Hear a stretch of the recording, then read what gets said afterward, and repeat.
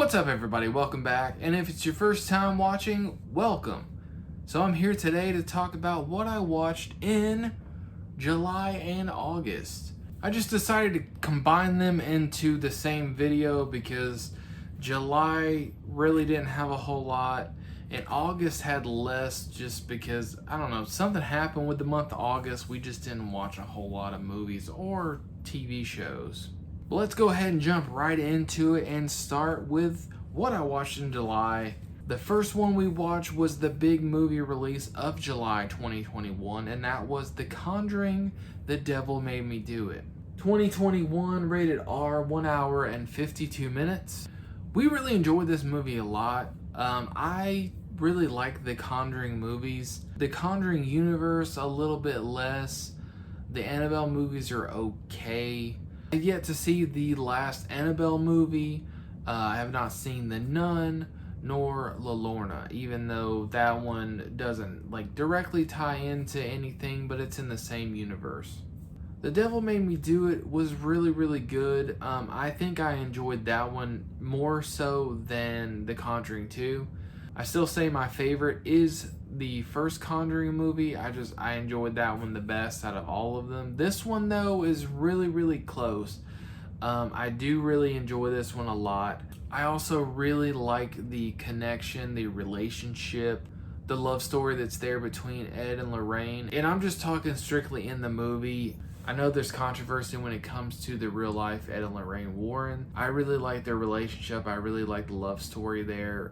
I like the chemistry between the two actors. I think that they're really good and they're very convincing. And I also want to say that I know very little about the actual real life trial that happened. This may have helped me in not thinking more negatively about this movie. I gave The Conjuring, The Devil Made Me Do It a 4.5 out of 5 stars on Letterboxd. Next is a rewatch from 2003, rated R, 1 hour and 24 minutes. Wrong Turn. Now, I absolutely loved this movie back in the early 2000s when it came out. I owned it on DVD and I watched it pretty regularly back then. I still really enjoyed it. There are some things that stood out to me rewatching it this time that I was kind of like, well, that's kind of silly, or why did they do this, or why did they do that? But I still think it really holds up. I really like it, still like it a lot. If you don't know what Wrong Turn is about, a young man named Chris crashes into a carload of other young people, and the group of stranded motorists are soon lost in the woods of West Virginia, where they're hunted by 3 cannibalistic mountain men who are grossly disfigured by generations of inbreeding. Wrong Turn, I will give a 3 out of 5 stars on Letterboxd. Next is a new watch from 2001, rated R, 1 hour and 38 minutes. Dagon. Now, this one we ended up watching on Tubi for free. Not a very good movie. Had an interesting premise, but just was not executed very well. A boating accident runs a young man and woman ashore in a decrepit Spanish fishing town, which they discover is in the grips of an ancient sea god and its monstrous half-human offspring. Now, this one has ties to H.P. Lovecraft, and Dagon is actually directed by Stuart Gordon, which of course is the writer-director of Reanimator. And there's a nice little Easter egg or a nod to Reanimator in Dagon, which implies that Dagon takes place in the same universe as Reanimator. I think I could be a bit more forgiving if it hadn't been made in 2001. If this was made in, let's say, the early 90s or even the mid 90s like Castle Freak. I feel like Dagon could be good if it were remade because it's interesting, it's just not done very well. Maybe with a pretty good budget or something like that, a good studio behind it. Dagon, I gave a 2 out of 5 stars on Letterboxd. Next, we have another new watch. This one here, I don't even know where to start. 1987, rated R, 1 hour and 30 minutes. The Video Dead. My girlfriend and I saw this mentioned on some sort of list for horror movie, underrated horror movies or something like that. We found it on Prime, decided to pop it on and give it a shot. This movie was terrible. It started off promising though. little cheesy, but it was 1987. Whatever. Had promise at the beginning, and it quickly fell apart. This movie just seemed like it didn't know what it wanted to be. Whether it wanted to be serious, whether it wanted to be comedy. There were some moments in it that just seemed like blatant comedy, like, let's say, Return of the Living Dead. But then there were other that it seemed like it was trying to be a serious movie. The Video Dead is about a family who takes the delivery of a new television set, unaware that it's a gateway by which killer zombies enter the world. And we're talking George A. Romero style, Night of the Living Dead style zombies. Stay away from this movie. It's terrible. Unless you have a particular day of the week that you search out horrible movies and sit and watch them to make fun of them, then maybe this one's for you. I gave The Video Dead a 1 out of 5 stars on Letterboxd. And next up, another new watch. This one was released toward the end of July. I was excited about this one and was pretty disappointed overall. 2021 PG-13, 1 hour and 37 minutes, A Quiet Place Part 2. I really enjoy the first movie a lot. I feel like some people overrate it a little bit. I don't think it's amazing, but I do enjoy it a lot. I enjoyed it enough to own it. I didn't think that there was really a lot there to warrant making a second movie. And after watching it, I was right. I don't know if it just wasn't done correctly or what. Like, I feel like maybe there's more stories to tell. Maybe there's more that you can get out of it. There just wasn't a whole lot to this movie. During watching about 20 minutes till the end of the movie, I remember looking and seeing that there was only 20 minutes left in the movie and nothing had really happened yet. The most frustrating part of this movie was the kid, the boy, Marcus. He was so infuriating. Not only would he not listen, he would not listen to the grown-ups, just like the girl, but he was stupid. He was just very, very dumb, to the point where I was just like, let him die, please. He's a moron. It's natural selection. Nothing against the actor, of course. He's a young kid. He was just playing a character. That character was awful. I hated it. It was the worst part of the movie. I was very, very disappointed by A Quiet Place Part 2. I gave it 2 out of 5 stars on Letterboxd. Another new watch. My girlfriend and I tackled Fear Street. We watched all 3 parts, 1994, 1978, and 1666. I gotta say, during 1994, I did not think that I was going to finish this trilogy. I didn't like it very much. I was excited when I found out it was 1994. It takes place in the 90s. Okay, cool. We had some good music. We had the 90s aesthetics going on. All that good stuff. But had no likable characters, in my opinion, other than the little brother. The little brother was fine. He was obviously an introvert, the kind of typical overweight loser type, but very smart. He was the best character. Everybody else was just insufferable. I wasn't rooting for this group. At the end of Fear Street 1994, you get a preview of the next part, which is 1978. That sucked me back in. Even though it was technically the 70s, it had those like 80s slasher vibes going on, and I was interested. It takes place at a summer camp, very reminiscent of like the Friday the 13th series. It piqued my interest, plus my girlfriend wanted to continue watching it, so we watched 1978. Arguably my favorite of the 3. 1978 had a lot of good things going for it. It was much better than 94. A lot more likable people. A lot more happened with the story. The story progressed. It got me interested. I wanted to see how it played out. And then the same as at the end of 94, then previewing 78, they did the same thing at the end of 78 where they previewed 1666. Wasn't too excited about the time period. My girlfriend was excited because she's very into history, but I wanted to see how it finished out. I wanted to see the conclusion of the story. It was pretty good. I also really liked that they brought all the actors from 94 and 78 to play different characters in 1666.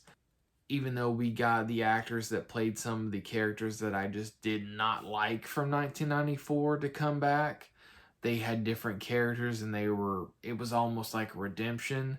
They played different characters that were not as annoying. With Fear Street 1994, I gave that one 2 out of 5 stars on Letterboxd.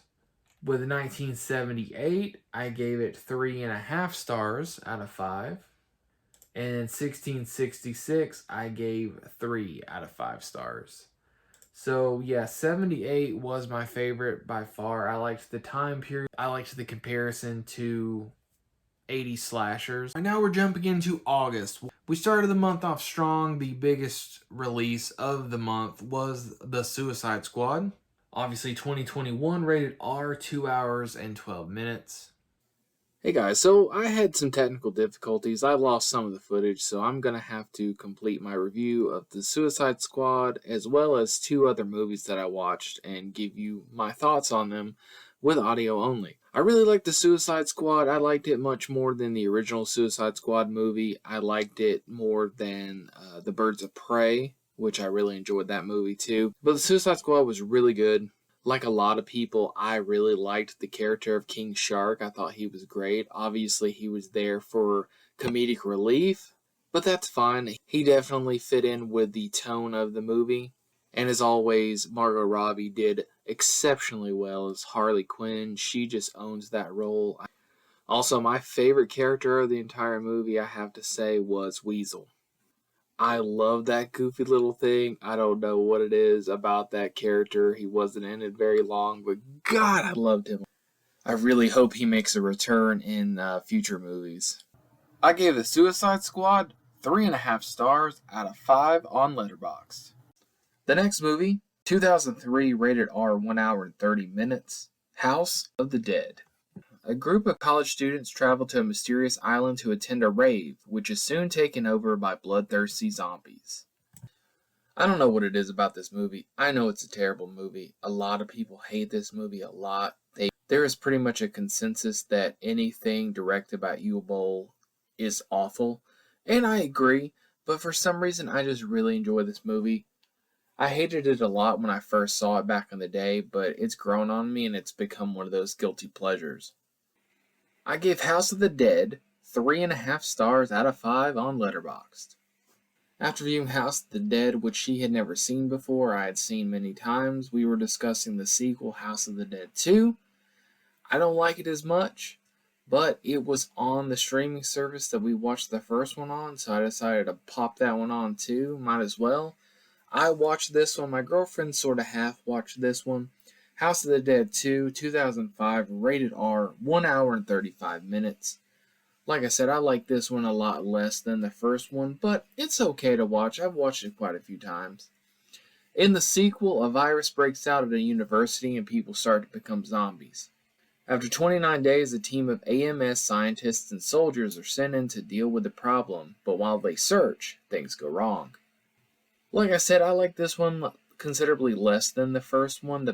The best part about this one is that the late Sid Haig plays a small role in it.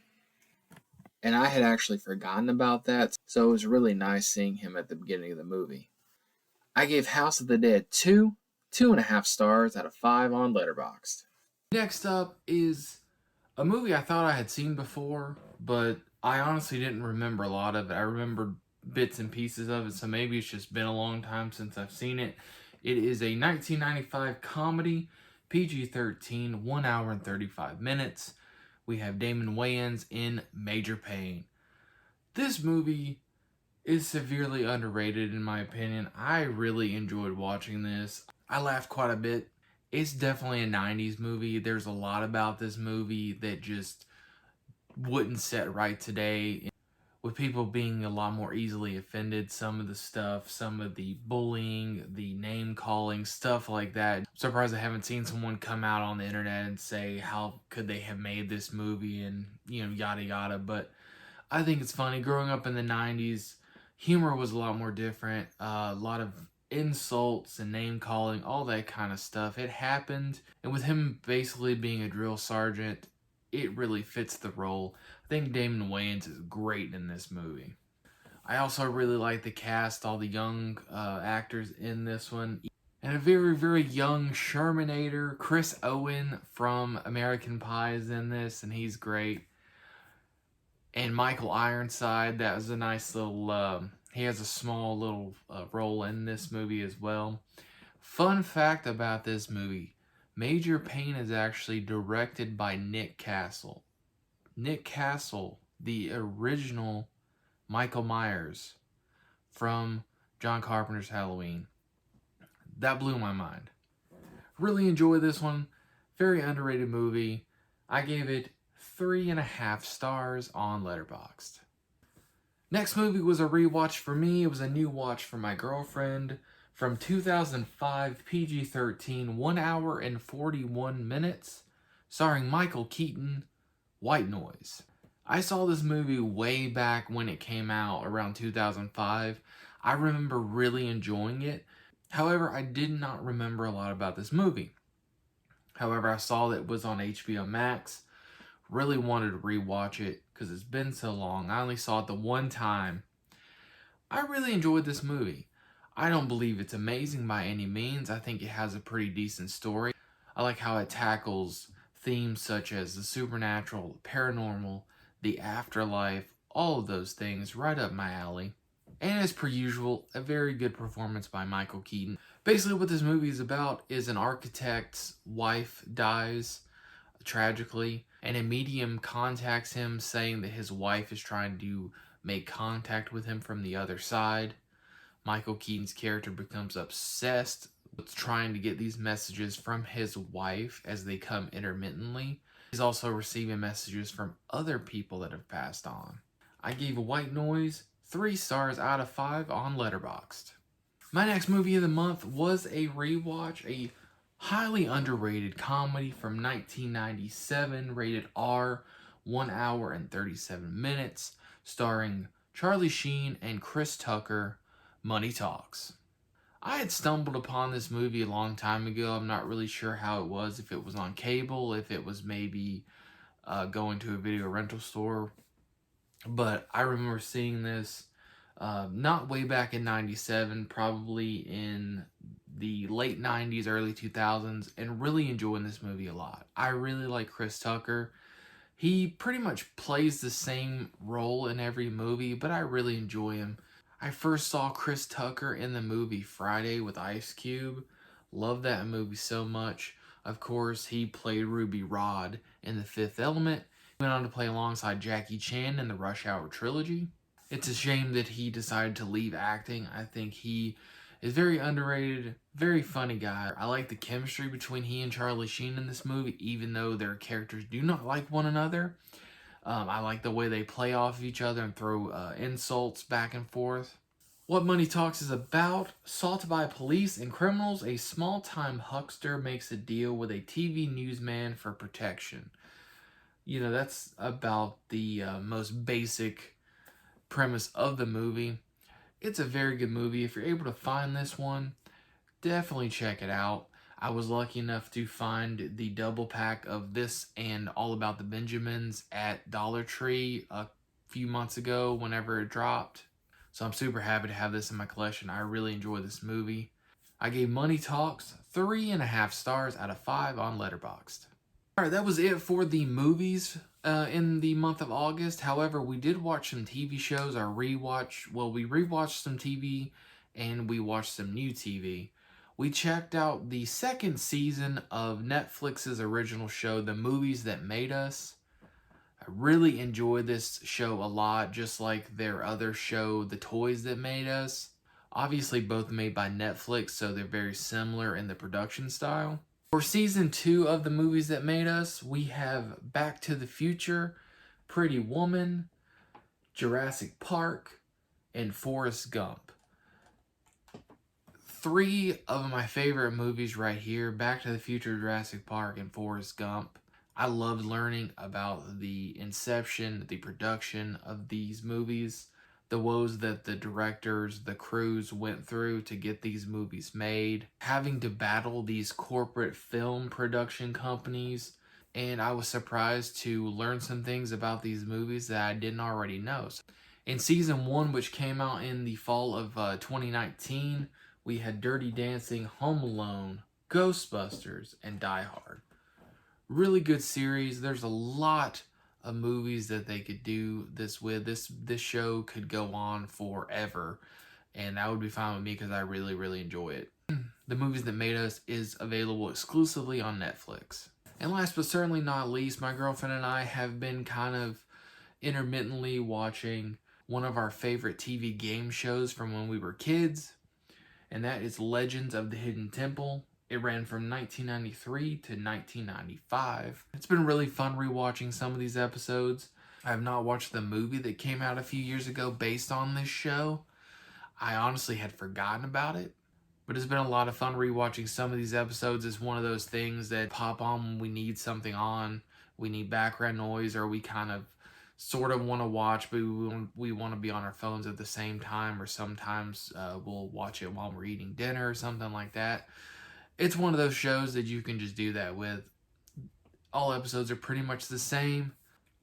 Alright folks, that's going to do it. Everything that I watched in the months of July and August of 2021. As always, I hope you enjoyed the video. Thank you so much for watching. If you did enjoy the video, give it a thumbs up. I appreciate it. Subscribe if you want to see when I upload new videos like this. I've been trying to do this every month. As long as there's enough stuff that I've watched that month, I'll be doing these videos. I think it's a lot of fun. If you have any thoughts about anything that I watched in July and August, go ahead and drop them in the comments. If you have any suggestions of some things that I should watch in the future, go ahead and do that as well. But that is going to do it for this video. Again, thank you so much for watching, and I'll see you next time.